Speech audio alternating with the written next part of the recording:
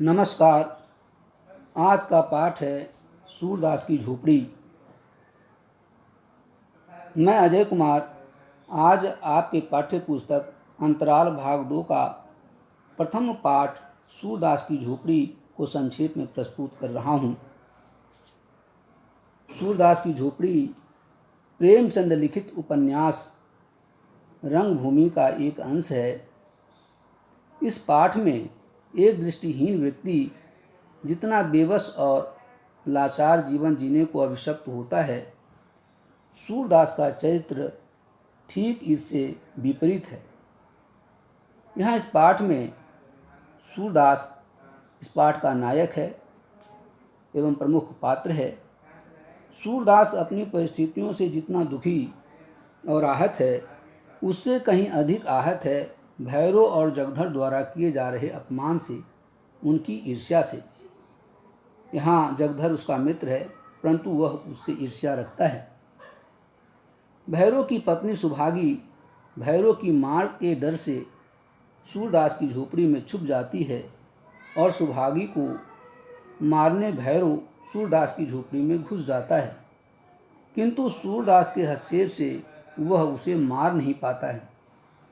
इस घटना को लेकर पूरे मोहल्ले में सूरदास की बदनामी होती है। जगधर और भैरव तथा अन्य लोग उसके चरित्र पर प्रश्न उठाते हैं।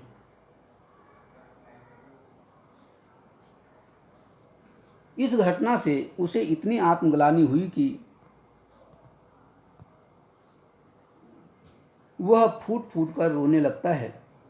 भैरव का उकसाने और भड़काने में जगधर की प्रमुख भूमिका रही।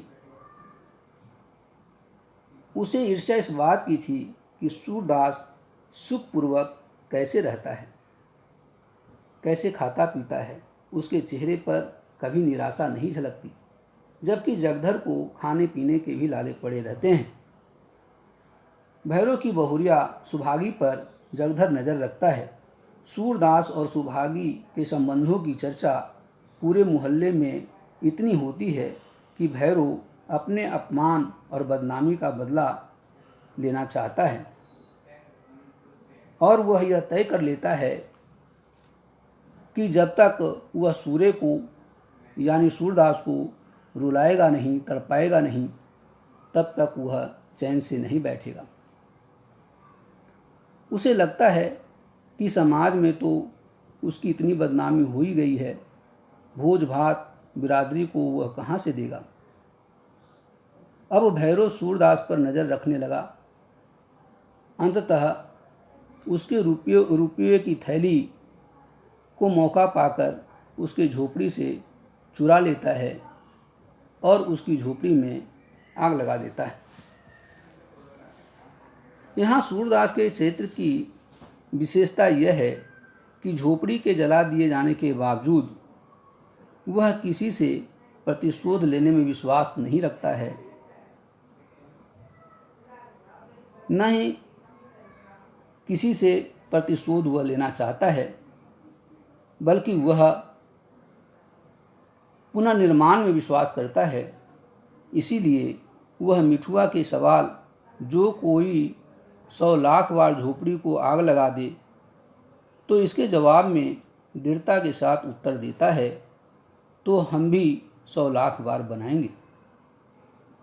यहाँ पर यह पाठ समाप्त होता है। अब आप लोग गृह कार्य हेतु प्रश्न नोट करें। पहला, भैरव ने सूरदास की झोपड़ी क्यों जलाई?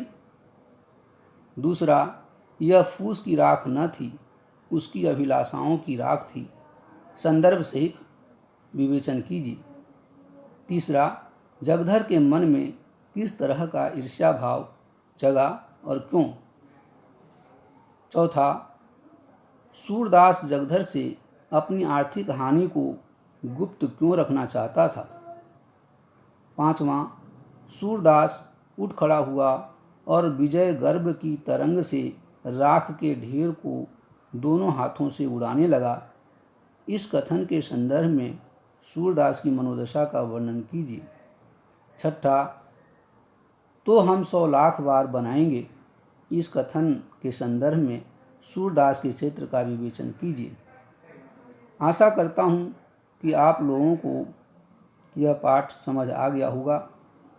आप लोग अधिक से अधिक इस वीडियो को लाइक और सब्सक्राइब करें। पिछले वीडियो को देखने के लिए प्लेलिस्ट पर जाएं। धन्यवाद।